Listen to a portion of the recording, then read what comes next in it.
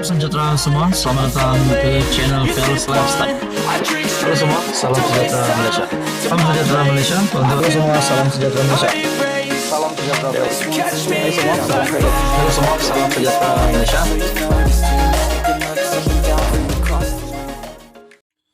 Halo semua, salam sejahtera Malaysia. Selamat datang ke channel Fels Lifestyle. Info padu info hangat disediakan di dalam channel ini.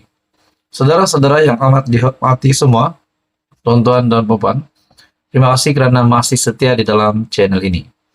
Saudara-saudara, sudah pasti banyak perkara-perkara yang sensitif di Malaysia. Dunia politik Malaysia, kancah politik Malaysia yang semakin hari semakin hangat. Tuan-tuan dan puan, saya juga sebagai rakyat Malaysia amat menolak berkaitan apa-apa isu, terutamanya yang menyentuh status Raja-Raja Melayu ataupun berkaitan dengan kes penghinaan Raja-Raja Melayu, di mana kita juga pernah mendengar kes hina Perdana Menteri dan juga kes hina Agong. Tuan-tuan dan puan, bagi saya, apa-apa perkara yang membawa kepada isu sensitif ini patut ditolak ramai. Ini satu tangkapan, satu penahanan yang pasti mengejutkan ramai kepimpinan politik di Malaysia. Tidak kira daripada kerajaan maupun daripada pembangkang, di mana disebutkan dalam artikel, 2 ditahan kes hina Agong, tawar RM 5 juta bunuh Perdana Menteri. Kita juga mendengar sebelum ini berkaitan dengan isu ataupun satu berita yang menyebut harga Perdana Menteri sebanyak RM 5 juta.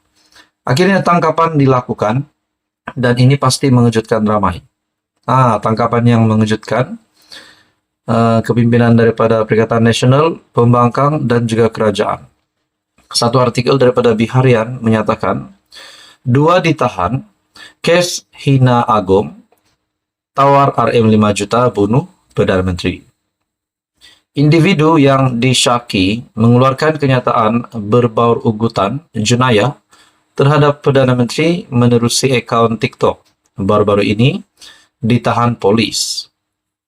KPN, Ketua Polis Negara Tan Sri Razarudin Hussain berkata, suspek dipercayai pemilik pengendali akaun TikTok @jayadani89 itu ditahan di Jalan Padang Tembak, Kota Baru, Kelantan. Suspek seorang laki tempatan berusia 34 tahun, direman 3 hari hingga 30 November dan siasatan lanjut sedang dijalankan USJT, Unit Siasatan Jenayah Terkelas, JSJ Jabatan Siasatan Jenayah Bukit Aman. Siasatan dijalankan mengikut Seksyen 507 Kanun Keseksaan, yaitu kesalahan menakutkan secara jenayah dengan jalan perhubungan sembunyi nama.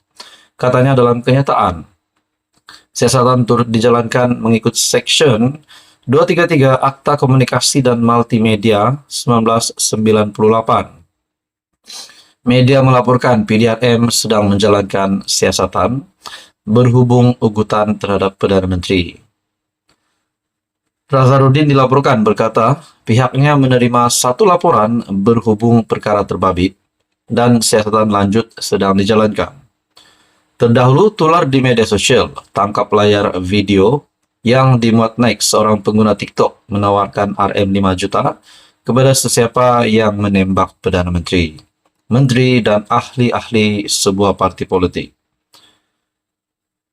Dalam pada itu, dalam perkembangan berasingan, Razarudin berkata PDRM turut menahan seorang lelaki yang disyaki mengeluarkan kenyataan berbaur penghinaan terhadap Yang di-Pertuan Agong di media sosial.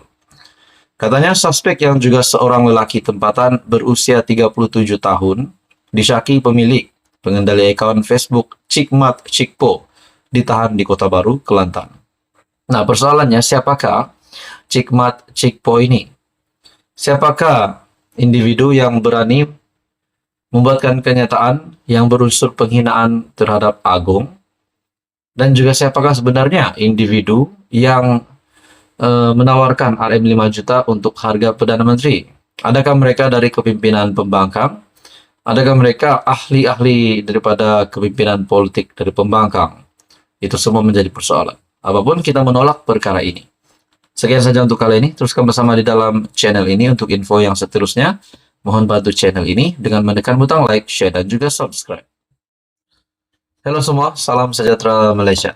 Saudara-saudara yang amat dihormati semua, terima kasih kerana memilih channel ini untuk mendapatkan maklumat-maklumat politik, info-info yang hangat di Malaysia. Saudara-saudara, baru-baru ini kita dikejutkan dengan pembubaran kabinet. Sudah pasti antara yang menjadi buah mulut ramai, antara yang menjadi cerita ramai orang, terutamanya di kalangan peminat-peminat politik Malaysia. Berkaitan dengan rombakan kabinet, pasti ada yang sangka.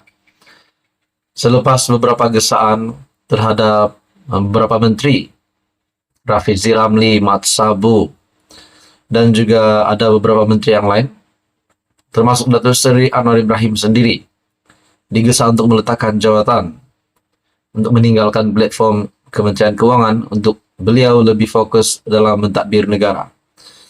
Ramai yang menyangka ada menteri yang tidak dipecat, tidak digugurkan, tetapi akhirnya rombakan sudah selesai. Dan yang mengejutkan, antara yang menjadi buah mulut ramai adalah pelantikan menteri baharu untuk platform Kementerian Kesihatan, yaitu Dr. Zulkifli.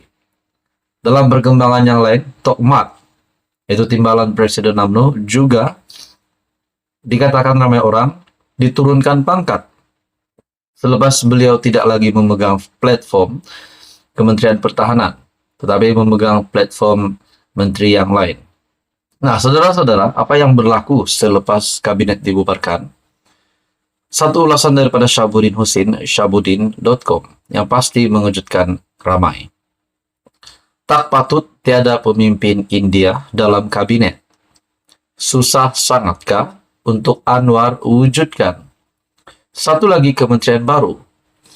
Nah, saudara-saudara, kalau Datuk Seri Anwar Ibrahim mewujudkan satu lagi kementerian baru, bermakna ada menteri baru lagi yang bakal dilantik. Nah, kita melihat di dalam ulasan ataupun satu artikel daripada Syabuddin. Beberapa pemimpin masyarakat India daripada pelbagai parti dilihat tidak senang dengan rombakan kabinet yang diumumkan Perdana Menteri Anwar Ibrahim. Ini berikutan selepas rombakan tersebut, tiada pemimpin India diletakkan sebagai menteri.